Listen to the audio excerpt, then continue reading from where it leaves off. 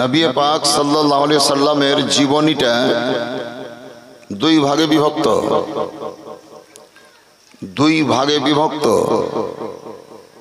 এক অংশ হচ্ছে মক্কি আর এক অংশ হচ্ছে মাদানী। মানে নবী কিছুদিন মক্কায় ছিলেন, কিছুদিন মদিনায় ছিলেন। মক্কায় ছিলেন 53 বছর। কত বছর বললাম? মদিনায় ছিলেন মাত্র 10 বছর। কিন্তু মক্কার 53 বছরের জীবনীর যত ফজিলত তার চাইতে কোটি কোটি গুণ বেশি নবীর মদিনার ওই 10 বছরের জীবনীর ফজিলত। নিশ্চয় আপনারা শুনেছেন যে কোরআন শরীফ 114টি সূরা আছে। এই 114টি সূরার মধ্যে মাত্র 28টি সূরা মক্কায় অবতীর্ণ হয়েছে। 114টি সূরার মধ্যে মাত্র 28টি সূরা মক্কায় অবতীর্ণ হয়েছে, আর বাকি 86 মানে 86টি সূরা মদিনায় অবতীর্ণ হয়েছে। মক্কাতুল মুকাররমায় নবী করিম সাল্লাল্লাহু আলাইহি সাল্লাম ছোট থেকে মানে বাল্যকাল থেকে শুরু করে 40 বছর বয়স পর্যন্ত কাউকে নামাজ পড়ো এই কথা বলেননি। প্রথম শিক্ষা যেটা দিয়েছেন মক্কায় থাকাকালীন জীবিকা নির্বাহ করতে গিয়ে, ব্যবসা বাণিজ্য করতে গিয়ে প্রথম শিক্ষা দিলেন নবী, মিথ্যা কথা বলিও না, সত্য বলো। এই শিক্ষাটা নবী দিয়েছেন। মিথ্যা কথা বলিও না, সত্য বলো। মক্কার লোকেরা নিশ্চয় জানেন নবীকে মারার জন্য তরবারি উঠিয়েছিল, নবীকে মারার জন্য তার ঘর ঘেরাও করেছিল, নবীকে মারার জন্য পাথর তুলেছিল, নবীকে শ্বাসরুদ্ধ করে মার্ডার করার জন্য গলায় গামছার ফাঁস লাগিয়েছিল, নবী মুস্তাফাকে মারার জন্য পাথর ছুঁড়েছিল, সব করেছিল। এক কথায় নবীর সঙ্গে তাদের শত্রুতা মনোভাব ছিল, দুশ্মনী ছিল। কিন্তু হাজারো প্রকারের দুশ্মনী বা শত্রুতা থাকার পরেও ওই মক্কার লোকেরাই বলতে বাধ্য হয়েছিল যে আর যা হবে হোক, মুহাম্মাদের ভিতরে একটি গুণ আমরা দেখলাম। সেই গুণটি হচ্ছে এই যে মুহাম্মদ বিন আব্দুল্লাহ সত্য ছাড়া মিথ্যা বলে না। যে নবী সত্য ছাড়া মিথ্যা বলেননি, সেই নবীর উম্মত হিসাবে আমাদের মধ্যে যে শিক্ষা নিহিত, এই শিক্ষার দ্বারাই আমাদের মুখ থেকে বার হচ্ছে মিথ্যা না বললে ব্যবসা চলবে না। এরকম মানুষ বলছে না, বলে না? মিথ্যা না বললে ব্যবসা চলবে না, মিথ্যা না বললে পেটের ভাত জুটবে না, মিথ্যা না বললে দুনিয়াতে থাকা যাবে না, মিথ্যা না বললে লোকে আমাকে মানবে না, মিথ্যা না বললে আমার ঔষধ বিক্রি হবে না, মিথ্যা না বললে আমাকে জালসাই কেউ ডাকবে না, মিথ্যা না বললে আমার চাষ আবাদ হবে না, মিথ্যা না বললে আমার উন্নতি সাধন হবে না, মিথ্যা না বললে আমার সংসারে উন্নতি আসবে না।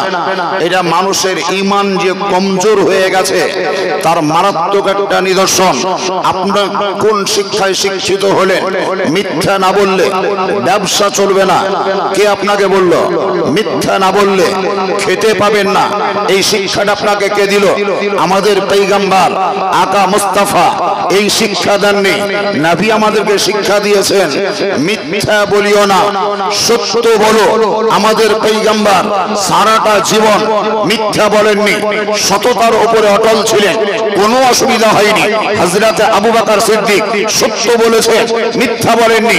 ওমরে ফারুক সত্য বলেছে, মিথ্যা বলেননি। উসমানে গনি মিথ্যা বলেননি, সত্য বলেছে। হযরত আলী সত্য বলেছে, মিথ্যা বলেননি।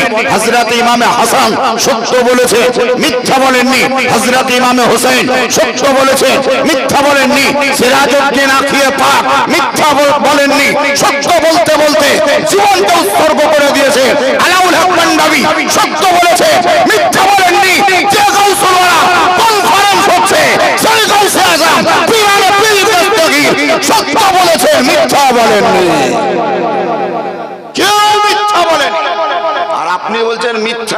খেতে পাবো না, মিথ্যা না বললে ব্যবসা চলবে না, মিথ্যা না বলে পেটের ভাত জুড়বে না, তার মানে আপনার ঈমান কমজোর হয়ে গিয়েছে, ঈমানে ঘুণ লেগে গিয়েছে। এই ঈমানটাকে মজবুত করুন। নামাজ পড়তে শুরু করার আগে মিথ্যাকে বর্জন করে সত্য বলার প্রতি অভ্যাস করুন। নামাজ পড়তে শুরু করার আগে মিথ্যাকে বর্জন করে সত্যের উপরে অটল হওয়ার চেষ্টা করেন, সত্যবাদী হন। মক্কার লোকেরা আমার নবীকে বলেছিল আস-সাদিক, সত্যবাদী নবী, সত্যবাদী মোহাম্মদ বিন আব্দুল্লাহ, সত্যবাদী। এই নবীর আরো একটি লাকাব দিয়েছিল মক্কার লোকেরা, আল আমিন। কি বললাম? আল আমিন, আলামিন নয়, আল আমিন মানে আমানতদার। যে নবীর নিকটে মক্কার লোকেরা কিছু আমানত রাখতো, সে আমানতে নবীর দ্বারাই কোনোদিন খিয়ানত হয়নি। আমানতদার নবী, যার জন্য তার টাইটেল বা পদবি বা লকব আল আমিন। যা হোক, বলছিলাম সেই নবীর জীবনী দুই ভাগে বিভক্ত, মক্কি এবং মাদানী। মক্কি এবং মাদানী। মক্কাতে 53 বছর ছিলেন, মদিনায় কত বছর বললাম? কত? 10। তাহলে 10 আর 53 টোটাল কত? 63। 63 বছর নবী আমাদের দুনিয়ায় ছিলেন। হযরতে আদম আলাইহিস সালাম 1000 বছর ছিলেন। অন্যান্য নবী ও রসুলগণ কেউ 600 বছর, কেউ 500 বছর, কেউ 400 বছর, কেউ 300 বছর, কেউ 250 বছর, কেউ 200 বছর। এক কথায় সমস্ত নবী ও রসুলগণ দুনিয়াতে এসে সবারই দ্বারাই, সবাই মিলে ইসলামের যে ক্যাম্পিং, ইসলাম ধর্মের যে প্রচার ও প্রসার, ইসলাম ধর্মের যে তবলিগ করে গিয়েছেন, সমস্ত নবী ও রসুল মিলে ইসলাম ধর্মের প্রচার যতটা হয়েছে, আমার নবীর মাত্র কয়েক বৎসরের প্রচারে গোটা বিশ্বে ইসলাম ধর্ম ছড়িয়ে গিয়েছে। এই কারণে আল্লাহ তাআলা কোরআন পাকেই বলে দিয়েছেন, আকমালতু লাকুম দীনুকুম। হে নবী, হে মুস্তাফা, আপনার দ্বারাতে আমি আমার ধর্ম ইসলামকে পূর্ণতা দান করলাম। এর পূর্বে ইনকমপ্লিট ছিল, আপনার দ্বারাতে ইসলাম ধর্ম কমপ্লিট হয়ে গেল, পরিপূর্ণ হয়ে গেল। যে নবীর দ্বারা ইসলাম পূর্ণতা পেয়েছে, তার মানে নবীর কাছ থেকে আপনারা আমরা সব শিক্ষা পেয়েছি। কোন শিক্ষা আমাদের নবী না দেওয়া নয়। 2 নম্বর শিক্ষা দিয়েছেন নবী, নোট করবেন। আপনারা বহু জালসা শুনেছেন, আরো শুনবেন। আব্দুল কুদ্দুস সাহেব পারে না, এই যে আব্দুল কুদ্দুস দেখছেন, বিরাট ডাক্তার, বিরাট ডাক্তার, মানে লম্বাতে বিরাট লয়, চিকিৎসাতে বিরাট। হেমাপতি লেন, আয়ুর্বেদিক লেন, আর কিছু লেন, সব পাবেন। কোনো বাচ্চার যদি পেচ্ছাপ বন্ধ না হয়েছে, দরকার তাবিজ নেবেন, পেচ্ছাপ বন্ধ হবে। এমন বন্ধ হয়তো হয়েও যেতে পারে যে ডাক্তার না দেখলে আর খুলবে না, এমনও হতে পারে। যাই হোক, বলছিলাম যে আমরা নবী পাক সাল্লাল্লাহু আলাইহি ওয়াসাল্লামের উম্মত হিসাবে, নোট করুন, শিক্ষা, শিক্ষা নিয়ে যান। নবী পাক আমাদেরকে একটি শিক্ষা দিয়েছেন। শিক্ষাটা কি? যে কোনো মানুষ যদি অসুস্থ হয়, কোন মানুষ যদি অসুস্থ হয়, তুমি যদি জানতে পারো, শুনতে পাও, আপেল কেনার, কমলা লেবু কেনার পয়সা নেই, অসুবিধা নেই, সামান্য সময় হাতে বার করে বাড়ি থেকে তুমি বেরিয়ে যাও ওই লোকটাকে দেখার উদ্দেশ্যে। ওই লোকটার কাছে যাও, যে লোকটা অসুস্থ, শুনেছো তুমি, সে তোমার আত্মীয় হোক আর না হোক, সে তোমার রিলেশনের মধ্যে পড়ুক আর নাই পড়ুক, সে তোমার আপনজন হোক আর নাই হোক, যদি শুনেছো তোমার পাড়াতে বা গ্রামে কোনো মানুষ অসুস্থ হয়েছে, তাহলে সেই লোকটাকে দেখার নিয়তে বাড়ি থেকে বেরিয়ে যাও। বাজার থেকে কোনো জিনিস কেনার মতন অর্থ নেই, কিনতে হবে না। আপেল, ডাব, কমলাগুলো কিচ্ছুরির দরকার নেই, তুমি চলে যাও। সেই লোকটির শ্রীহনে মাথার দিকে বসে ওকে সালাম জ্ঞাপন করো, আসসালামু আলাইকুম ওয়া রাহমাতুল্লাহি ওয়া বারাকাতুহু। উনি উত্তর দিতে পারলে দিবেন, না হলে না দিবেন, সেটা ওনার পরের কথা। ওনার মাথার পাঁজরে বসে জিজ্ঞাসা করে, চাচা বা মামা বা ভাই বা খালু কেমন আছেন? সে বেচারা বলবেই যে খুব ভালো নাই, আমি মেলা দিন ধরে অসুস্থ, রোগাক্রান্ত, ক্যান্সার রোগে ভুগছি, না হলে আর কিছু, আমি ভালো নাই। তখন তুমি তাহাকে সান্ত্বনা দেওয়ার জন্য, তার মনটাকে ফ্রি করার জন্য, সৎসাহস জন্মাবার জন্য লোকটিকে বলো, দেখেন যে আল্লাহ রোগ দিয়েছে সেই আল্লাহ আপনার রোগ ভালো করবে। সুবহানাল্লাহ বলবেন না? যে আল্লাহ রোগ দিয়েছে সে আল্লাহ আপনার রোগ ভালো করবে। আমিও দোয়া করছি, আপনিও দোয়া করেন, আল্লাহ তাআলা যেন আপনাকে সুস্থ করে তোলে, আপনি যেন রোগ মুক্ত হয়ে যান, আপনি যেন সুস্থ হয়ে চলতে পারেন, উঠতে পারেন, বসতে পারেন, কথা বলতে পারেন। এই কথাগুলা বলে তাকে সান্ত্বনা দিয়ে তুমি উঠে চলে এসো। নবী পাক বলেছেন, নোট করে রাখবেন, মোথাবাড়ি বাজার গিয়েছেন বেড়াতে, অচিনতলার মোড় গিয়েছেন, কালিয়াচক গেলেন, আরো কতক কতক জায়গায় ঘুরে বেড়ালেন। নবী পাক বললেন, যেই বাড়ি থেকে তুমি বেরিয়ে ওই অসুস্থ লোকটার বাড়ি পর্যন্ত গিয়েছো, সেই বাড়ি থেকে তোমার বাড়ি ফিরে আসার জন্য যেই পথে তুমি চলবে, যে রাস্তায় তুমি হাঁটবে, যে রাস্তায় তোমাকে চলতে হয়েছে, যে রাস্তায় তোমাকে হাঁটতে হয়েছে, যেই পথে তোমাকে পদক্ষেপ ঘটাতে হয়েছে, সেই পথটাকে অচিনতলার পথ ভাবিও না, সেটাকে মোথাবাড়ির রাস্তা ভাবিও না, কাঁঠালবাড়ির রাস্তা ভাবিও না, ওটাকে পটলডাঙ্গার রাস্তা ভাবিও না, নতুন পটলডাঙ্গার রাস্তা ভাবিও না, শ্রী মোল্লাপাড়া রাস্তা ভাবিও না, খানপাড়া রাস্তা ভাবিও না, বাহাদুরপুরের রাস্তা ভাবিও না, হলদিবাড়ির রাস্তা ভাবিও না, ওইদিকে বাবলা মেহেরাপুরের রাস্তা ভাবিও না, অন্য কোন দুনিয়াবি রাস্তা ভাবিও না। যখন তুমি মুসলমান হিসাবে একজন অসুস্থ ব্যক্তিকে দেখার নিয়তে বাড়ি থেকে বেরিয়ে তার বাড়ি পর্যন্ত যাবে এবং তার বাড়ি থেকে নিজের বাড়ি আসা পর্যন্ত যে রাস্তায় হাঁটবে, সেই রাস্তাটা তোমার জন্য জান্নাতের রাস্তা হয়ে যাবে। সেই রাস্তাটা তোমার জান্নাতের রাস্তা বলে গণ্য হয়ে যাবে। রাস্তা যদিও দুনিয়াবি রাস্তা, কিন্তু তোমার জন্য জান্নাতের রাস্তা। আজকে বাপ হাসপাতালে অসুস্থ, বেটার টাইম নেই বাপকে দেখতে যাওয়া। মা হাসপাতালে পড়ে আছে, বেটার টাইম নেই মাকে দেখতে যাওয়া। দাদু অসুস্থ হয়ে পড়ে আছে, পোতার সময় হয় না দাদুকে দেখতে যাওয়া। চাচা অসুস্থ হয়ে পড়ে আছে, ভাতিজার টাইম হয় না দেখতে যাওয়া। মামা অসুস্থ হয়ে পড়ে আছে, ভাগিনার টাইম হয় না দেখতে যাওয়া। কিন্তু বন্ধু ডাকছে, টাইমের শেষ নেই। বান্ধবী ডাকছে, টাইমের শেষ নেই। আর কেউ ডাকছে, টাইমের শেষ নাই। সেই জায়গাতে আপনার টাইম হলো, কিন্তু একজন অসুস্থ ব্যক্তিকে দেখতে যাবেন, তার জন্য আপনার টাইম নেই। আল্লাহ তাআলার মহব্বতে নবী মুস্তাফার হুকুমের উপরে আমল করার জন্য একটি কর্ম করবেন, তার জন্য আপনার সময় নেই। হে মুআজ্জাজ সামাইনে কিরাম, আল্লাহ রাব্বে কায়নাত বলেন, হে বান্দা বান্দিরা শোনো, যেই রাস্তাতে তুমি চলছো, এই পৃথিবীর মাটিটা আমার দেওয়া। যে পায়ের দ্বারাতে তুমি হাঁটছো, সে পায়ের শক্তিটা আমার দেওয়া। যে চোখের দ্বারাই দেখছো, সেই চোখের দর্শন শক্তিটা আমার দেওয়া। যে হাতের দ্বারাই ধারণ করছো, সেই হাতের ধারণ ক্ষমতাটা আমার দেওয়া। যে জিহ্বার দ্বারাই শ্বাস গ্রহণ করছো, সেই জিহ্বাটা আমার দ্বারা, আমার দেওয়া। যেই তুমি দাঁতে শক্ত জিনিসকে চিবিয়ে খাচ্ছো, সেই দাঁতটাও আমার দেওয়া। যে মাথা দিয়ে তুমি চিন্তা করছো, সেই চিন্তা করার ব্রেনটাও আমার দেওয়া। দেহের ভিতরে যে শক্তি আছে, সেই শক্তিটা কোনো কারখানা থেকে পাওয়া নয়, সেই শক্তিটাও হলো আমারই দেওয়া। আল্লাহ বলছেন, আমি সব দিয়েছি তোমাকে, তুমি কি দিলে আমাকে? তুমি আমার জন্য কি করলা? বাপ, আজকাল আমরা যখনই জালসা করতে যাই, তো কোনো জায়গায় কোনো লোক বলছে, হুজুর এমন ভাবে বক্তব্য রাখবেন যেন জমে যায়, যেন জমে যায়। আগে যদি বলতে তাহলে সিমেন্ট বালি আনতাম, সিমেন্টে বালিতে মেখে জমিয়েই দিতাম, এমন ভাবে জমাইতাম যে 50 বছরের আগেও ভাঙতো না।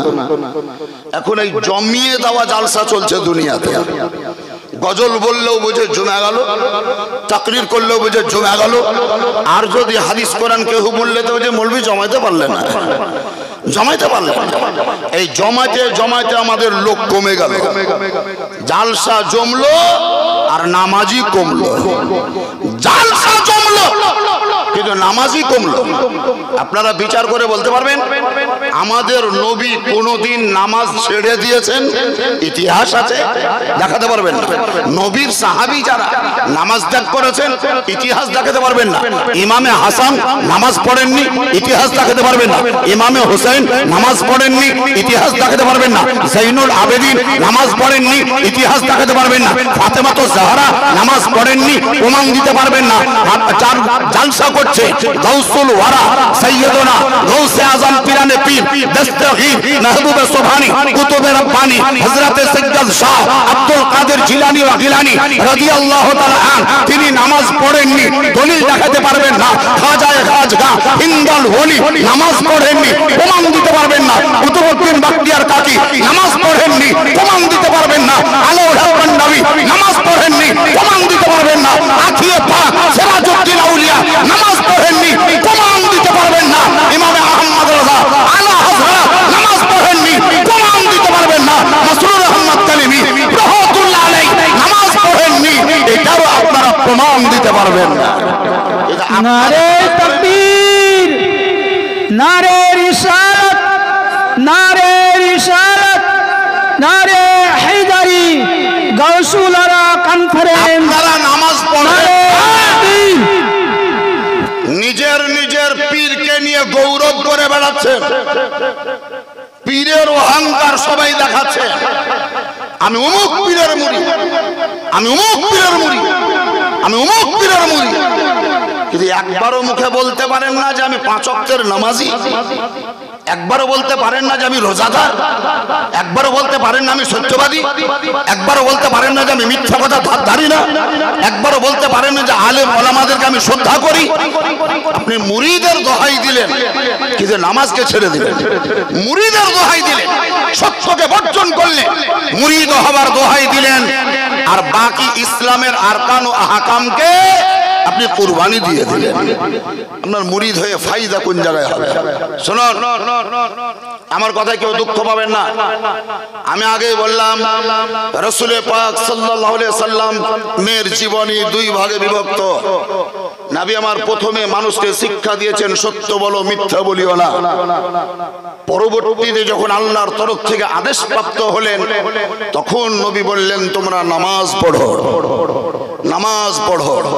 প্রথমে তুমি তোমার চরিত্রকে গঠন করো, আখলাককে তৈরি করো, চরিত্র বানাও, আখলাক বানাও, শিষ্টাচার বানাও।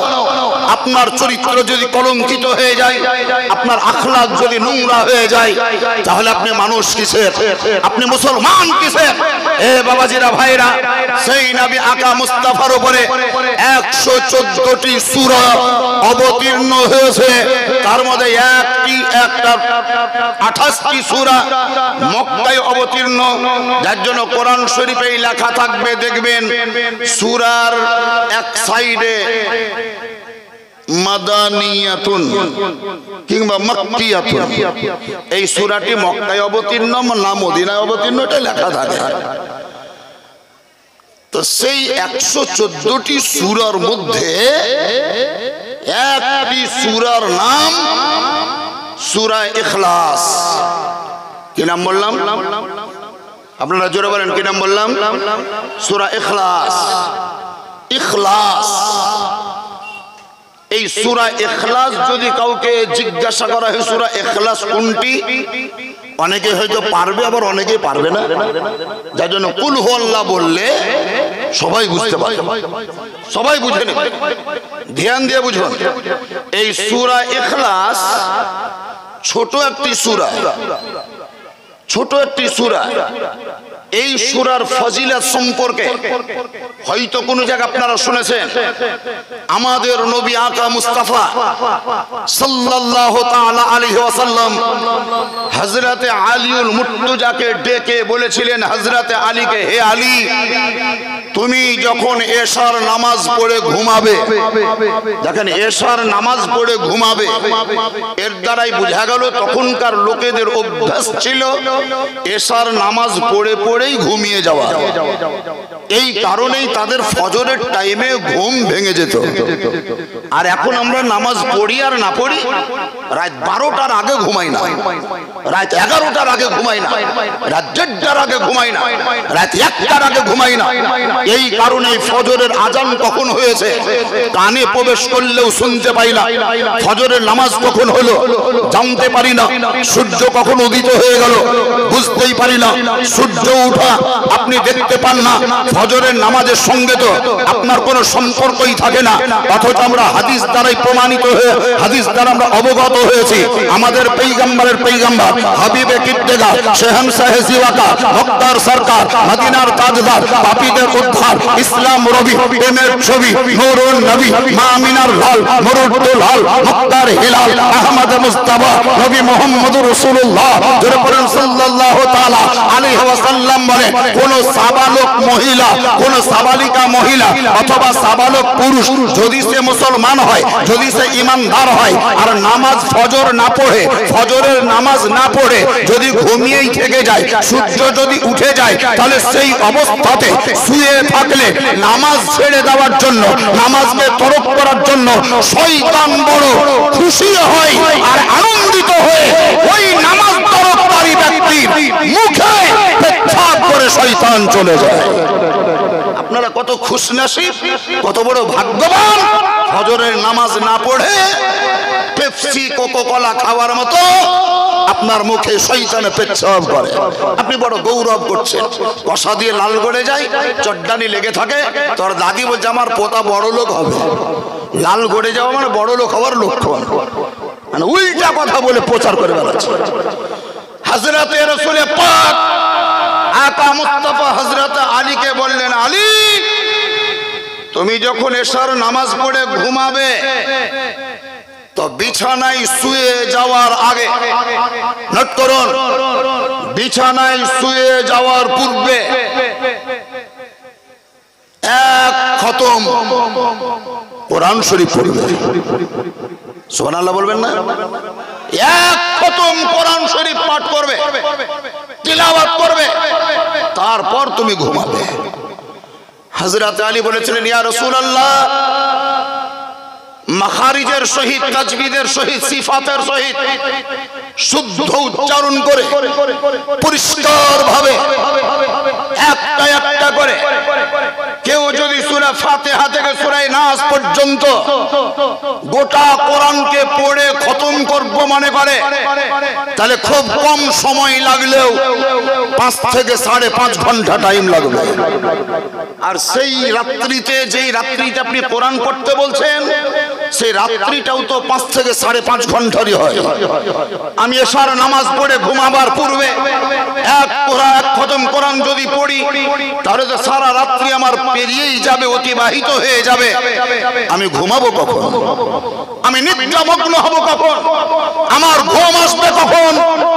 নবী পাক বলেছিলেন, সরল পদ্ধতি বলে দিচ্ছি, ইজি রোড বলে দিচ্ছি, সহজ রাস্তা বাতলিয়ে দিচ্ছি। ঘাবড়াবে না, টেনশন নেবে না, চিন্তা করবে না। এক খতম কোরআন শরীফ পড়তে হবে। তার মানে এটা বুঝিও না যে সূরাতুল ফাতিহা থেকে শুরু করে সূরা নাস পর্যন্ত পাতার পাতা, পৃষ্ঠার পৃষ্ঠা, লাইন বাই লাইন তোমাকে পড়ে শেষ করতে হবে, ওইটা নয়। শুয়ার আগে, বিছানায় গড়া দেওয়ার আগে আউযু বিল্লাহ বিসমিল্লাহ সহ সূরা ইখলাস মানে কুল হুয়াল্লাহু আহাদ, এই সূরাটি মাত্র 3 বার পাঠ করবে, খুলুসিয়াতের সহিত, অন্তরের সহিত, দিল থেকে, প্রাণ থেকে, মন থেকে, কল্ব থেকে, হৃদয় থেকে 3 বার এই সূরাটি পাঠ করবে। আল্লাহ রাব্বুল তাআলা বড় দয়ালু, বড় দাতা, তোমাকে এক খতম কোরআনের সমতুল্য সওয়াব দান করবে। হযরত রাসূল পাক আকা মুস্তাফা নসিহত করলেন, কোরআন পড়ো দিয়ে ঘুমাও, কোরআন পড়ো দিয়ে ঘুমাও। আমার মা বলছে ওর পতিনকে, ওর পোতাকে, অনেক ভাই বলছে তার বেটাকে আর বিটিকে, 1.5 ঘন্টা পড়লি, এখন ঘুমাতে যাচ্ছিস তো লে একটা কার্টুন দেখ দিয়ে ঘুমা। এটা কার্টুন দেখ দিয়ে ঘুমা, কার্টুন দেখ দিয়ে ঘুমা।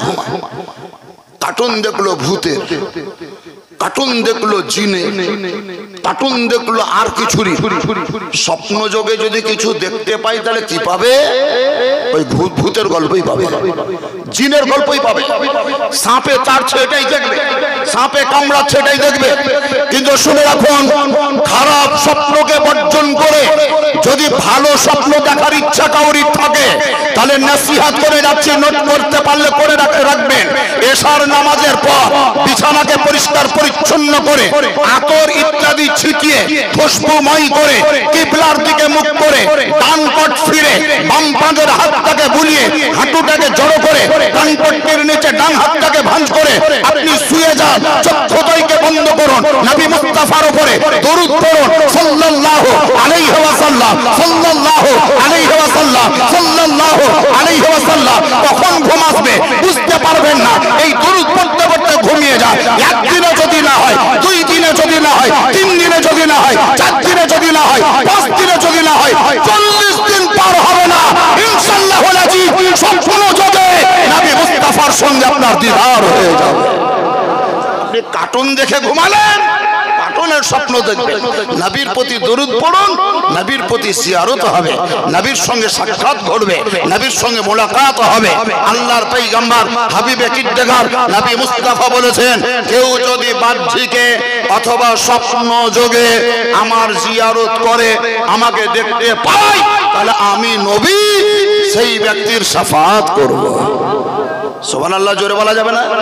এটা হাত উঠিয়ে বলেন তো ইয়া রাসূলুল্লাহ, আরো জোরে বলেন ইয়া রাসূলুল্লাহ, ইয়া হাবিবাল্লাহ। এবারে তরজমা করছি, নোট করুন। বহুত ইউটিউবার আছে, ওরা ইউটিউব নিয়ে ব্যস্ত, ওরা কিন্তু জালসা শুনে না, জালসা শুনবে না, আর ফটো কেমন উঠছে ওইটাই দেখবে। চারহানা সোজা পরিষ্কার না ল্যাবড়া, ফটোটা যেন পরিষ্কার হয় ওই দিকেও ব্যস্ত থাকবে। আপনারা অন্যদিকে ব্যস্ত থাকিয়েন না, আপনারা একটু আমার কথার দিকে ধ্যান দেন। প্রথম আপনাদের সম্মুখে আয়াতটি আমি পড়লাম কি, কুল। ওলামায়ে কেরামগঞ্জ যারা আছেন যারা তো জানেন, আপনাদের নলেজে দিতে চাইছি কুল। এই কুল মানে বলো, বলো, বল, বলুন, একটাই শব্দ, একটাই জুমলা বা বাক্য। কুল, তু বল, তুম বলো, আপ বলো, তু বল, তুমি বলো, আপনি বলুন।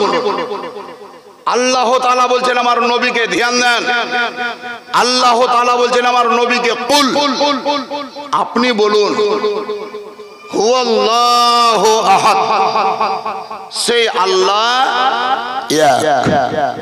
আপনারা বলুন আল্লাহ কটা? আল্লাহ এক, এক আল্লাহ, অদ্বিতীয়, লা শরীক। আল্লাহর সঙ্গে কাউরির শরীক যাবে না। আল্লাহ তাআলা নবীকে বলছেন, হে নবী আপনি বলুন হুয়াল্লাহু আহাদ, আল্লাহ এক।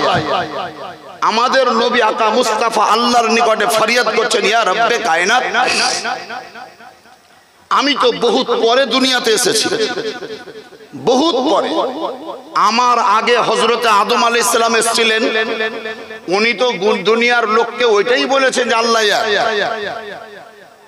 আমার পূর্বে হযরতে নূহ আলাইহিস সালাম এসেছিলেন, তিনিও বলেছেন আল্লাহ এক। হযরতে দাউদ আলাইহিস সালাম তিনি এসেছিলেন, উনিও মানব সমাজে এলান করেছেন আল্লাহ এক। হযরতে সুলাইমান আলাইহিস সালাম তিনিও দুনিয়াতে দীর্ঘদিন ধরে ছিলেন, তিনিও মানব সম্মুখে ডিক্লারেশন দিয়েছেন আল্লাহ এক। হযরতে মুসা কালিমুল্লাহ তিনিও বলেছেন আল্লাহ এক। হযরতে ইব্রাহিম খলিলুল্লাহ তিনি বলেছেন আল্লাহ এক। হযরতে ইসমাঈল জবিহুল্লাহ তিনিও বলেছেন আল্লাহ এক। হযরতে জাকারিয়া আলাইহিস সালাম তিনিও বলেছেন আল্লাহ এক। হযরতে দানিয়েল আলাইহিস সালাম তিনিও বলেছেন আল্লাহ এক। হযরতে ইউনূস আলাইহিস সালাম তিনি বলেছেন আল্লাহ এক। হযরতে ইয়াকুব আলাইহিস সালাম তিনিও বলেছেন আল্লাহ এক। হযরতে ইদ্রিস আলাইহিস সালাম তিনিও বলেছেন আল্লাহ এক। হযরতে ঈসা রূহুল্লাহ তিনিও বলেছেন আল্লাহ এক। আসমান সাক্ষ্য দিচ্ছে আল্লাহ এক, জমিন সাক্ষ্য দিচ্ছে আল্লাহ এক, চন্দ্র সাক্ষ্য বহন করছে, আল্লাহ এক। সূর্য সাক্ষ্য বহন করছে, আল্লাহ এক। নক্ষত্র সাক্ষ্য বহন করছে, আল্লাহ এক। ফেরেশতারা বলেছে আল্লাহ এক, জিন জাতিরা বলেছে আল্লাহ এক। তারা তো সবাই বলেছে। এখন আবার নতুন করে এই আখেরি জামানাতে, শেষ পিরিয়ডে, লাস্ট মোমেন্টে তুমি আমাকে নির্দিষ্ট করে বলতে কেন বলছো? কুল হুয়াল্লাহু আহাদ। হে নবী আপনি বলুন আল্লাহ এক। ওরা তো বলেছে, আমাকে আবার বলা করাচ্ছ কেন? ওরা তো বলেছে, আমাকে বলতে বলছো কেন? আল্লাহ রাব্বে কায়নাত বলেন, হে মুস্তাফা, হে পয়গম্বর, হে হাবিবুল হাবিব, হে আমার মাহবুব হযরত আদম আলাইহিস সালাম বলেছে আল্লাহ এক, কিন্তু ওনার বলা আলাদা। হযরত দাউদ পয়গম্বর তিনিও বলেছে আল্লাহ এক, কিন্তু ওনার বলা সম্পূর্ণ আলাদা। হযরত সুলাইমান পয়গম্বর তিনিও বলেছে আল্লাহ এক, কিন্তু ওনার বলা আলাদা। হযরত মুসা কালিমুল্লাহ তিনি বলেছেন আল্লাহ এক, কিন্তু ওনার বলা আলাদা। এক কথায় 1,24,000 নবী ও রাসূলগণ বলেছে আল্লাহ এক, তিনাদের বলা আলাদা। আর হে নবী তোমার বলা আলাদা। তার কারণ তারা বলেছে আমাকে না দেখে, আর তুমি বলবে আমাকে দেখে।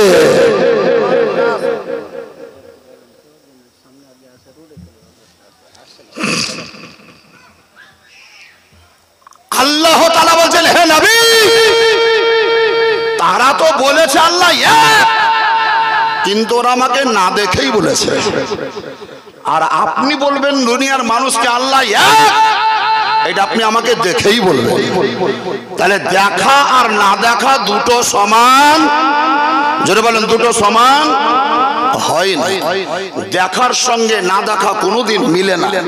হে বাবজিরা, সেই নবী আকা মুস্তাফা সাল্লাল্লাহু তাআলা আলাইহি ওয়াসাল্লামের সঙ্গে যে সমস্ত মুসলমানদের সাক্ষাৎ হয়েছে, যে সমস্ত মুসলমানদের সাক্ষাৎ হয়েছে এবং ওই ঈমানি অবস্থাতে ইন্তেকাল করেছেন, তাদেরকে সাহাবী বলা হয়। তাদেরকে সাহাবী বলা হয়। তাদেরকে সাহাবী বলা হয়। আর নিজের জীবদ্দশায় ঈমানি দৃষ্টিতে যদি কোনো ব্যক্তি কোনো সাহাবীকে দেখেছেন, তাহলে সেই ব্যক্তিকে তাবেঈ বলা হয়। তাবেঈ বলা হয়। এই তাবেঈ ব্যক্তি যিনারা, সাহাবীদেরকে দেখা ব্যক্তি যারা, তাদের মধ্যে একজন ব্যক্তির নাম বলছি, যিনার নাম ইমামে আজম আবু হানিফা নুমান বিন সাবিত, যিনি আমাদের হানাফি মাযহাবের ইমাম। আপনাদেরকে এটা আমি জ্ঞান দিয়ে যাচ্ছি। ইমামে শাফি বিখ্যাত একজন ইমাম, কিন্তু কোন সাহাবীকে দেখেননি। হযরত ইমামে মালিক একজন বড় ইমাম, কিন্তু কোন সাহাবীর সঙ্গে তার সাক্ষাৎ ঘটেনি। মুহাম্মদ বিন হাম্বল তিনি একজন ইমাম, কিন্তু কোন সাহাবীর সঙ্গে তার সাক্ষাৎ হয়নি। শুধুমাত্র আমাদের হানাফি মাযহাবের ইমাম ইমামে আজম আবু হানিফা, তিনার সঙ্গে সাহাবীদের সাক্ষাৎ হয়েছে। উনি সাহাবীদের সঙ্গে ডাইরেক্টলি কথা বলেছে। সাহাবায়ে কেরামদের পিছনে তিনি নামাজ পড়েছে। নবী কিভাবে নামাজ পড়তেন, ইমামে আজম আবু হানিফা সাহাবীকে জিজ্ঞাসা করেছে নবী কিভাবে রুকু করতেন। আমাদের ইমাম জিজ্ঞাসা করার সুযোগ পেয়েছেন নবী কিভাবে সাজদা করতেন। আমাদের ইমাম জিজ্ঞাসা করার টাইম পেয়েছে, সুযোগ পেয়েছে, মুহূর্ত পেয়েছে। সেই ইমামে আজম আবু হানিফা বললেন, যখন তোমরা নামাজে দাঁড়াবে, তাকবীরে তাহরিমা পাঠ করবে, তখন কান পর্যন্ত হাত তোলো, হাতটাকে নিচে নামিয়ে নাভির নিচে হাত বাঁধো। ইমামের পিছনে যখন তুমি নামাজ পড়বে, তখন ইমাম সাহেব কিরাত করবে। খবরদার তুমি কোন সূরা পড়বে না, সূরা ফাতিহা পড়তে হবে না, অন্য সূরাও পড়তে হবে না। ইমাম যখন আল্লাহু আকবার বলবে, তখন তোমাকে আল্লাহু আকবার বলতে হবে। ইমাম যখন সাজদায় যাবে, তোমাকে সাজদায় যেতে হবে। ইমাম যখন রুকু করবে, তোমাকে রুকু করতে হবে। সেই ইমামে আজম আবু হানিফা রাদিয়াল্লাহু তাআলা আনহু, যিনি সাহাবায়ে কেরামদের সঙ্গে দিদার করেছেন, সাক্ষাৎ করেছেন, তিনি হচ্ছেন আমাদের হানাফি মাযহাবের ইমাম। সুবহানাল্লাহ, সুবহানাল্লাহ। নারে তাকবীর, নারে তাকবীর, নারে রিসালাত, নারে রিসালাত। রাসূল কনফারেন্স ইমামে আজম, ইমামে আজম বলা হয় কাকে? বড় ইমাম। যেমন আমাদের আব্দুল কাদের জিলানীকে বলা হয় গাউসে আজম, বড় গাউস। ইনি হচ্ছেন ইমামে আজম। ইমামে হোসেন হচ্ছেন শহীদে আজম, আমাদের নবী হচ্ছেন নবী আজম। নবীদের মধ্যে সবচাইতে বড় আমাদের নবী, ওলিদের মধ্যে সবচাইতে বড় ওলি গাউসে আজম, শহীদগণদের মধ্যে সবচাইতে বড় শহীদ ইমামে হোসেন রাদিয়াল্লাহু তাআলা আন। এ বাবাজিরা, ভাইরা, মা এবং বোনেরা, বেশি কথা নয়, নোট করুন। আমি একটি একটি করে দুই একটি কথা আপনাদের মাথায় দিয়ে দিচ্ছি। এই ইমামে আজম শুধু ইমামই নন, শুধু মাওলানা নন, শুধু মুহাদ্দিস নন, মুহাক্কিক নন, মুফাসসির নন, ফকিহ নন, বরং সঙ্গে সঙ্গে বিখ্যাত তিনি একজন আল্লাহর ওলি, আল্লাহওয়ালা ব্যক্তি, আল্লাহর ওলি, বিরাট বড় ওলি। ইমামে আজমের জন্ম হয়েছে আমার নবী মুস্তাফার ইন্তেকাল করার মাত্র ৭৪ বছর পরে। ইমামে আজম আবু হানিফার জন্ম হয়েছে মাত্র ৭৪ বছর পর আমাদের নবীর ইন্তেকালে। আর যাকে আমরা গাউসে আজম বলছি, আব্দুল কাদের জিলানী, তিনার জন্ম হয়েছে আমার নবীর ইন্তেকালের ৪৭৪ বছর পর। কত তফাৎ দেখে। ইমামে আজমের জন্ম হলো নবীর ইন্তেকালের মাত্র ৭০ বছর পরে, আর গৌসে আজম পিরানে পীর আব্দুল কাদের জিলানীর জন্ম হলো ৪৭৪ বছর পরে। অনেকটা ডিস্টেন্স। বড় পীর আব্দুল কাদের জিলানী কবে থেকে এবং কতদিন পর্যন্ত, এটা হয়তো আপনারা শুনেছেন। তাবেঈদের মধ্যে বিখ্যাত একজন তাবেঈ, যিনার নাম হাসান আসকারী, বিখ্যাত একজন তাবেঈ, যিনার নাম হাসান আসকারী। এই হযরতে হাসান আসকারী পর থেকে গাউসে আজম হচ্ছেন বড় পীর, আমাদের জন্য বড় পীর, বর্তমানের লোকেদের জন্য বড় পীর। ইনি বড় হিসাবে থাকবেন কতদিন? তো যেই পৃথিবীতে ইমামে মেহেদী যতদিন না আসবে, ইমামে মেহেদী যেই দিন চলে আসবে, সেই দিন তিনি আর ওই ইমামে মেহেদী থেকে ওই দিককার লোকের জন্য তিনি বড় পীর নন। বড় পীর হচ্ছেন মিডিলে, হাসান আসকারীতে শুরু, ইমামে মেহেদীতে শেষ। এই মিডিলে যারা, তিনাদের জন্য গৌস, তিনাদের জন্য গৌসুল ওয়ারা, তিনাদের জন্য বড় পীর, তিনাদের জন্য পীরানে পীর, দস্তগীর, মাহবুবে সুবহানী, কুতুবে রাব্বানী, হযরতে সৈয়দ শাহ আব্দুল কাদের জিলানী ওয়া গিলানী রাদিয়াল্লাহু তাআলা আন। কিন্তু ইমামে আজম আবু হানিফা রাদিয়াল্লাহু তাআলা আনহু, যিনি সাহাবীদের সঙ্গে মোলাকাত করলেন, যিনি সাহাবীদের সঙ্গে সাক্ষাৎ করলেন, যে ইমামে আজম নিজের কলমে অঙ্কন করে গিয়েছেন, লিখিত করে গিয়েছেন যে আমি আল্লাহ তাআলার নূরের তাজাল্লিকে, আমি আল্লাহ তাআলার নূরের তাজাল্লিকে স্বপ্ন যোগে একবার দুবার নয়, ৫ বার ৭ বার নয়, ১০০০ বার আমি আল্লাহর নূরের তাজাল্লিকে দেখেছি। সেই ইমামে আজম আবু হানিফা, আর চোখ ছিল, আপনাদেরও চোখ আছে। ইমামে আজম কোন একদিন মসজিদের বারান্দায় বসে আছেন, কোন একজন লোক রাস্তা দিয়ে হাঁটতে হাঁটতে মসজিদে ঢুকে ওযু বানালো। ওযু নিশ্চয় আপনারা শুনেছেন যে মানুষ যখন ওযু করে তখন এই চোখের দ্বারাই যে গুনাহ, মুখের দ্বারাই যে গুনাহ হয়ে থাকে, ওযু করার টাইমে সেই ওযুর পানির সঙ্গে ওই গুনাহগুলা, সাগীরা গুনাহ ঝরে পড়ে যায়। শুনেছেন না শুনেননি? হাত যখন মানুষ ধোয়, তা হাতের যে গুনাহ, হাত ধোয়া। আচ্ছা, আপনাদেরকে একটা জিজ্ঞাসা করি, জালসা তো মেলা দিন থেকে শুনছেন, ওযুতে ফরজ কয়টি নিশ্চয়ই জানা আছে? জানা নাই? কয়টি ফরজ? ওযুতে ফরজ কয়টি?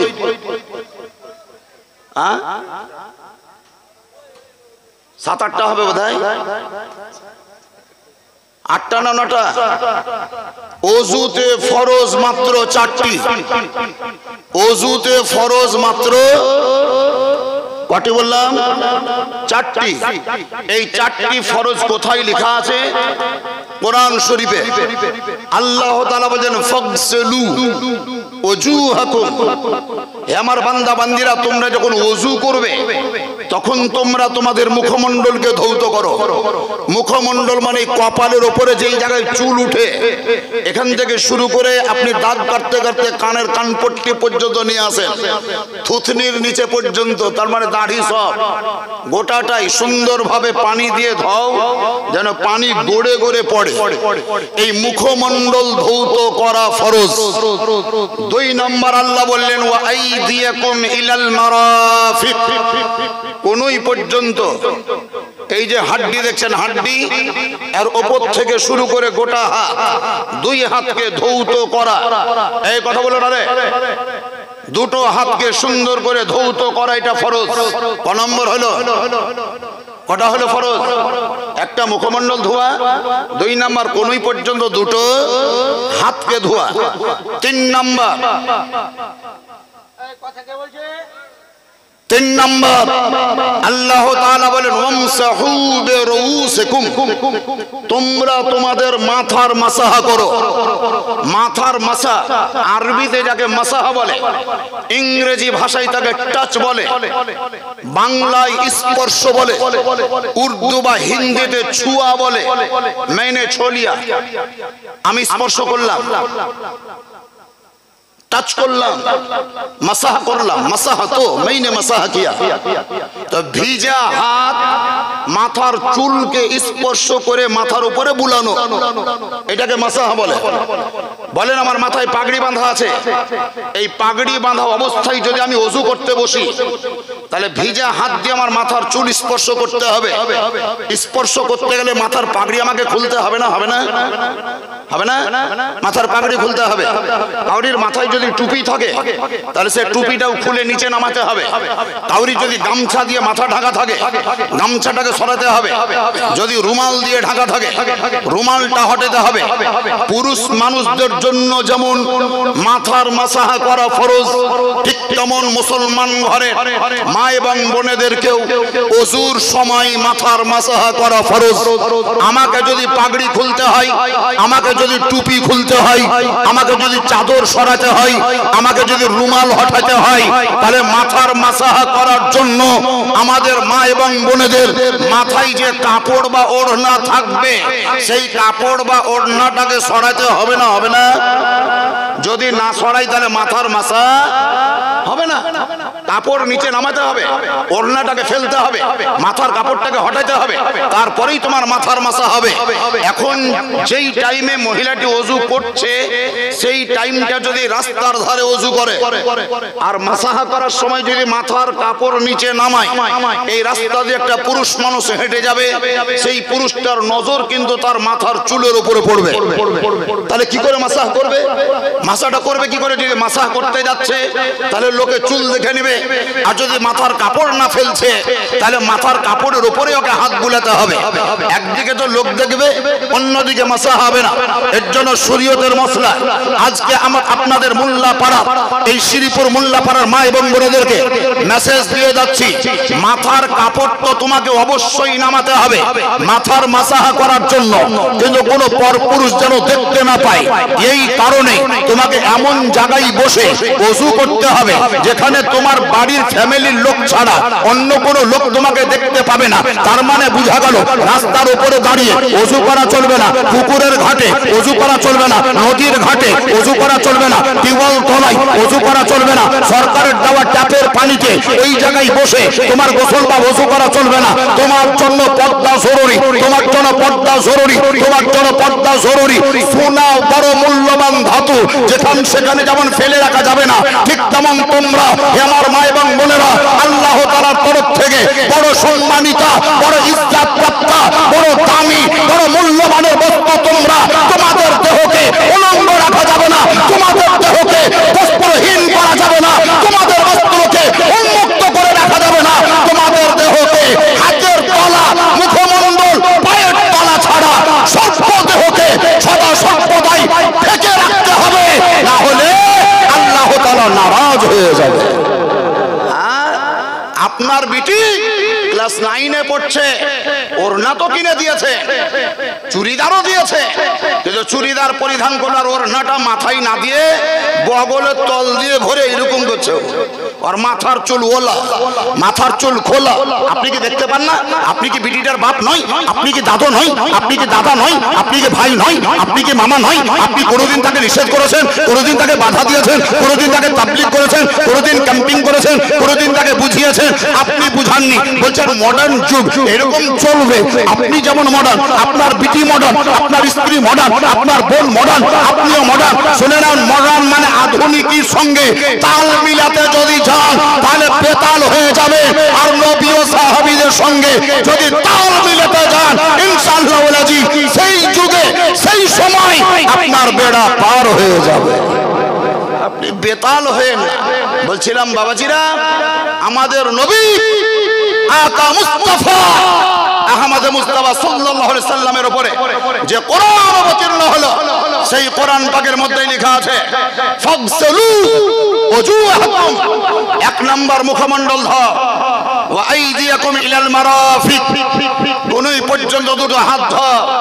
তিন নাম্বার ওয়ামসাহু বিরউসিকুম, মাথার মাসাহ করো। চার নম্বরে কি লেখা আছে? ওয়া আরজুলাকুম ইলাল কাবাইন, এই গুঠির ওপর পর্যন্ত দুটো পা ধর।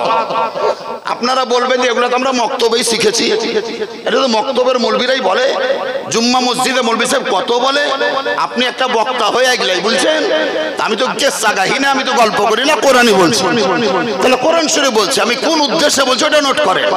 ওযু করার কটা ফরজ পেলাম? আল্লাহ কোরআনে প্রথম বলল ফাগসিলু ওজুহাকুম। এশার নামাজ কিছুক্ষণ আগে পড়লাম, এশার নামাজ পড়তে গিয়ে ওযু করলাম, তো প্রত্যেকটা নামাজিকে ফলো করলাম, দেখলাম যে আল্লাহর বিধানের ওপরে আমল না করে প্রথম পানি নিয়ে কবজি পর্যন্ত হাত ধুইল। কবজি পর্যন্ত হাত, এটাকে কবজি বলেন না কপচা বলেন? কি বলেন? কি বলেন? কবজি কপচা সবই বলেন, কালাইও বলতে পারেন। তাহলে কবজি পর্যন্ত হাত ধুলেন প্রথম। দুই নম্বর স্টেজে আপনি হাতের তলায় পানি নিয়ে মুখে ভরে কুল্লি করলেন। গড়গড়া কেউ করছে, কেউ করে না। গারগারা কাকে বলে? পানি নিয়ে মুখের দিকে মাথা ছেড়ে এটাকে গারগারা বলে। রোজার অবস্থায় গড়গড়ার সহিত কুল্লি করা নিষেধ। কেন? উপর থেকে মাথা করবা, লালহা খোলা থাকবে, ডেন ফাঁকা থাকবে, তুমি বুঝতেই পারবে না, দু তিন ফোঁটা পানি ভিতরে চলে যাবে।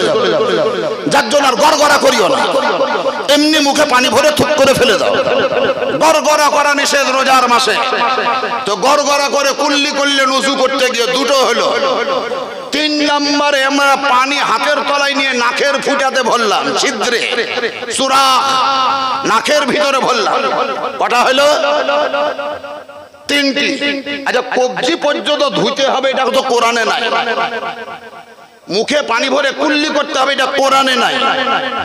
নাকে পানি ভরে নাক পরিষ্কার করতে হবে, এটা কোরআনে নাই। ওযু করার জন্য কোরআন বলেছে ফাগসিলু ওজুহাকুম, মুখমণ্ডল ধৌত করো।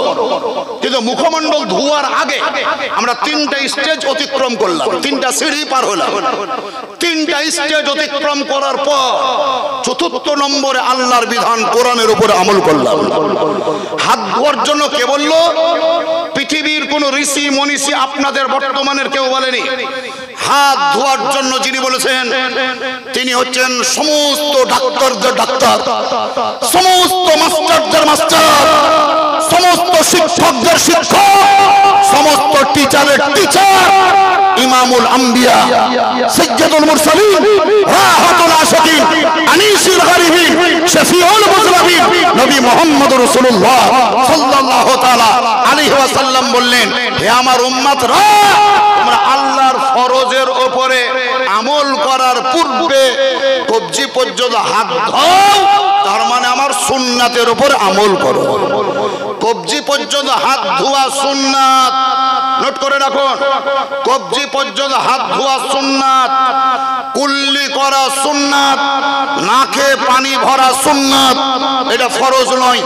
মুখমণ্ডল ধোয়া ফরজ, কিন্তু ফরজের আগে আমি সুন্নাতের উপরে আমল করলাম, তার মানে বুঝা গেল ফরজের উপরে যদি আমল করতে চাও তাহলে সুন্নাতের সিঁড়িতে চেপেই যাও। বুঝতে পারলেন না? বুঝতে পারলেন না? পারলেন না? আল্লাহর বিধান ফরজের উপরে যদি আমল করতে চাও তাহলে নবীর দেওয়া সুন্নাতের সিঁড়িতে চেপে যাও। এই সুন্নাতের সিঁড়িকে অতিক্রম করবা, তবেই গিয়ে যদি ফরজের টার পাবা, ফরজের নিকটে যেতে পারবা।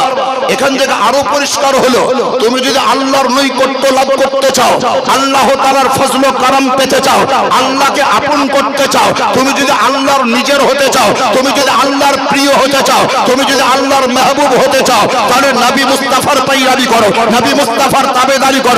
ফরজের উপরে আমল পরে করো, সুন্নাতের উপরে আমল আগে করো। কোরআন ঘোষণা করে, কুল ইন কুনতুম তুহিব্বুনাল্লাহ ফাত্তাবিউনি ইউহিব্বুকুমুল্লাহ ওয়া ইয়াগফির লাকুম যুনুবাকুম ওয়াল্লাহু গফুরুর রহিম। হে আমার পয়গম্বর, হে আমার মুস্তাফা, আপনি জগতের লোককে বলে দিন, তারা যদি আমার প্রিয় হতে চায়, তারা যদি আমার মেহবুব হতে চায়, তারা যদি আমার প্রিয় পাত্র হতে চায়, তারা যদি আমার ফ্রেন্ড হতে চায়, তারা যদি আমার বন্ধু হতে চায়, তাহলে আপনার পৈরাবি করবে, আপনার তাবেদারি করবে, আপনার সুন্নাতের উপরে আমল করবে, সুন্নাতের উপরে আমল করবে, আপনার পৈরাবি করবে আপনার।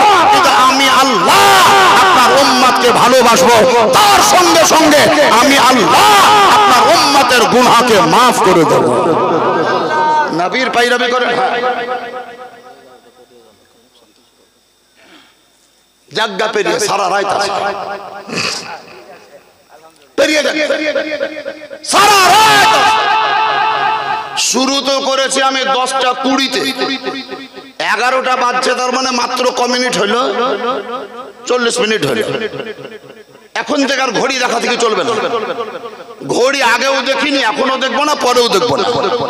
কোরআন শরীফে লেখা আছে সাআতু করিবুন, কিয়ামত করিব হ্যায়, কিয়ামত করিব হ্যায়, কিয়ামত খুব কাছে। ঘড়ি দেখো আর না দেখো, ঘড়ি চলুক আর না চলুক, কিয়ামত খুব কাছে।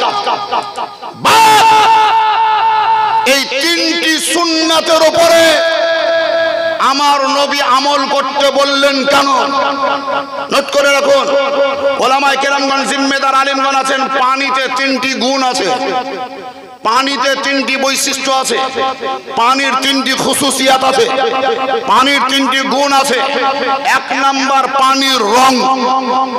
তুমি ফরজের উপরে আমল করবা তো পানির রংটা ঠিক আছে না নাই তুমি চেক করলে, রংটা ঠিক আছে না নাই চেক করো। তাহলে চোখে দেখো, পানির রং চেক করো, হাতটাও ধোও, হাতের ময়লাটাও দূর হবে, পানিটা চেক করাও হবে। রং ঠিক হয়ে গেল, একটা মেশিন আপনাকে প্রমাণ দিয়ে দিল রং ঠিক আছে। এবারে পানির আরো একটি গুণ তোমাকে যাচ করতে হবে, সেটা হলো পানির স্বাদ। স্বাদ, মজা, স্বাদটা ঠিক আছে না নাই, এই স্বাদটাকে যদি যাচ করতে চাও তাহলে ল্যাবে নিয়ে গেলে হবে না, ল্যাবে দিলে হবে না, ব্লাড টেস্ট যেখানে হয় ওখানে দিলে হবে না, এমআরআই করলে হবে না, ইসিজি করলে হবে না, ইউএসজি করলে হবে না, আল্ট্রাসোনোগ্রাফি করলে হবে না, ইকো করলে হবে না, টিকো করলে হবে না। কানে ভরলে বুঝতে পারবা না, চোখে দেখলে বুঝতে পারবা না, হাতে ধরলে বুঝতে পারবা না, পানিতে নামলে বুঝতে পারবা না, মাথায় ঢাললে বুঝতে পারবা না, চোখে ছিটালে বুঝতে পারবা না, অন্য কোনো জায়গায় দিলে বুঝতে পারবা না। পানির স্বাদ ঠিক আছে না নাই, এটাকে যদি যাচ করতে হয়, এটা যদি পরখ করতে হয়, এটাকে যদি পরীক্ষা করতে হয়, তাহলে হাতের তলায় পানি নিয়ে তুমি মুখে দাও। আল্লাহ তাআলার দেওয়া একটা কম্পিউটার তোমার মুখের ভিতরে আছে, আল্লাহ তাআলার দেওয়া একটা মেশিন তোমার মুখের ভিতরে আছে, আল্লাহ তাআলার দেওয়া একটা যন্ত্র তোমার মুখের ভিতরে আছে। যে যন্ত্রটা ব্যাঙ্গালোরে পাওয়া যায় না, যে যন্ত্রটা ভেলোরে পাওয়া যায় না, যে যন্ত্রটা হায়দ্রাবাদে পাওয়া যায় না, যে যন্ত্রটা পিজি হাসপাতাল দিতে পারে না, যে যন্ত্রটা পিজি হাসপাতাল দিতে পারে না, যে যন্ত্রটা খাজা বাবা নার্সিং হোম দিতে পারে না, সেই যন্ত্রের নাম হলো জিহবা। এটা আল্লাহর দান, আল্লাহর অবদান। মিষ্টি দিবা, জিহবা বলে দেবে, টক টক দিবা, জিহবা বলে দেবে, আরো কিছু দেবা, জিহবা তোমাকে স্যাটিসফাইড করে দলিল দিয়ে দেবে এটা মিষ্টি, এটা টক, এটা ঝাল, এটা তিতো। এই রিপোর্ট দেওয়ার জন্য যে মেশিন আছে মুখের ভিতরে, তার নাম জিহ্বা। পানির স্বাদ ঠিক আছে না নাই, এটাকে পরীক্ষা করার জন্য মুখে ভরো। তোমার মুখের ভিতরে দাঁতের ফাঁকে কিছু যদি ময়লা কাটি ভরা থাকে সেটাও পরিষ্কার হবে, আর জিহ্বার দ্বারাই তোমার পানির স্বাদটাও প্রমাণ হয়ে যাবে। 3 নম্বর, নবী বলেছেন পানির ভিতরে আরো একটা গুণ আছে, ওটা গন্ধ। গন্ধ, গন্ধ 2 প্রকারের হয়, সুগন্ধ, দুর্গন্ধ। সুগন্ধ, দুর্গন্ধ। দুর্গন্ধ মানে খারাপ গন্ধ, সুগন্ধ মানে ভালো গন্ধ। ওই পানির গন্ধটা ঠিক আছে না নাই, পানির গন্ধটা ঠিক আছে না নাই, ওটাও তোমাকে যাচ করতে হবে। সেটা যাচ করতে গেলে কিসে করবে? তো যে মুখে নয়, চোখে নয়, হাতে নয়, ওই গন্ধটা যাচ করার জন্য নাকে ভরো। নাকে পানি ভরলে নাকের ভিতরকার ময়লাও পরিষ্কার হবে, তোমার গন্ধটাও পরীক্ষা হয়ে যাবে। 3টা মেশিন দ্বারাই যখন পানিকে সার্টিফিকেট দিয়ে দেবে ঠিক আছে, ওকে, গ্রিন সিগন্যাল যখন হবে, তখন তুমি খাবলে পানি নিয়ে কোরআনের কথা মোতাবিক এবার মুখমণ্ডল ধৌত করো। বুঝতে পারা গেল ফরজের উপরে আমলের আগে সুন্নাতের উপর আমল করতে হবে। আপনারা আমল করবেন না? করবেন না?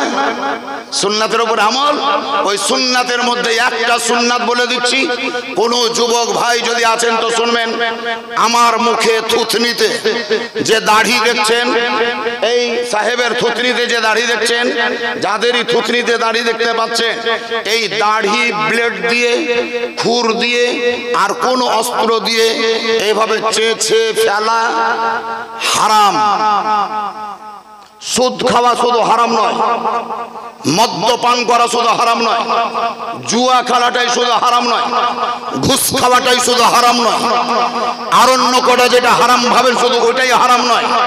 নবীর সুন্নাতে দাড়িকে চেঁচে ফেলা হারাম, কিন্তু দাড়ি মুখে রাখা এটা সুন্নাতে মুআক্কাদা। সুন্নাতে মুআক্কাদা। দেখেন আমার মাথায় পাগড়ি আছে, আমি যেদিন মরবো এই পাগড়ি আমার সঙ্গে যাবে না। যে জুব্বাটা পরিধান করে আছি, যদিও জুব্বাটা পরিধান করা সুন্নাত, কিন্তু এটা আমার সঙ্গে কবরে যাবে না। যে পায়জামাটা পরে আছি, যদিও সাহাবায়ে কেরামদের সুন্নাত, কিন্তু এই পায়জামা আমার সঙ্গে কবরে যাবে না। আমি হয়তো ওযু করতে গিয়ে হাত ধুলাম, কবজি ধুলাম, এটাও সুন্নাত, কিন্তু ওইটা আমার সঙ্গে যাবে না। কিন্তু আপনার দেহের সঙ্গে শুধুমাত্র নবী মুস্তাফা একটাই সুন্নাত বিরাজ করবে।